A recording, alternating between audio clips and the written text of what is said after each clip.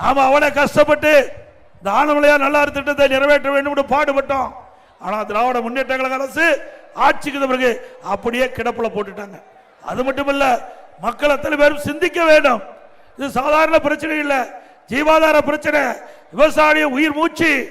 நீ ஒரு உடம்புக்கு உயிர் எப்படியோ அது போல விவசாயிக்கு நீர் முக்கியம். குடிப்பதற்கு நீர் முக்கியம், விவசாயத்திற்கு நீர் முக்கியம். அதை அதிமுக அரசு உணர்ந்து அதற்காக இவ்வளவு முயற்சி எடுத்தோம்.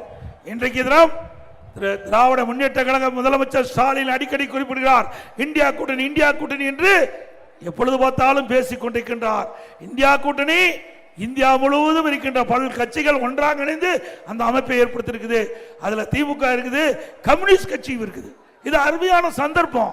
இந்த சந்தர்ப்பத்தை பயன்படுத்தி இந்தியா கூட்டணியில் அங்கம் வைக்கின்ற கம்யூனிஸ்ட் கட்சியோட திராவிட முன்னேற்ற கழக தலைவர் இன்றைய முதலமைச்சர் ஸ்டாலின் பேச்சுவார்த்தை நடத்தி இந்த ஆனமலையார் நல்லாறு திட்டத்தை நிறைவேற்றுவதற்கு பாடுபடலாம்.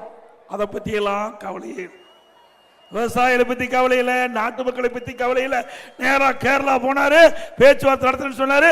அதுல எந்தவித அறிப்பு வரல, எந்தவித செய்தியும் வரல. எதுக்கு போனாரு, எதுக்கு வந்தானே தெரியல கேரளாவுக்கு. அப்படிப்பட்ட முதலமைச்சர் தொடர வேண்டுமா?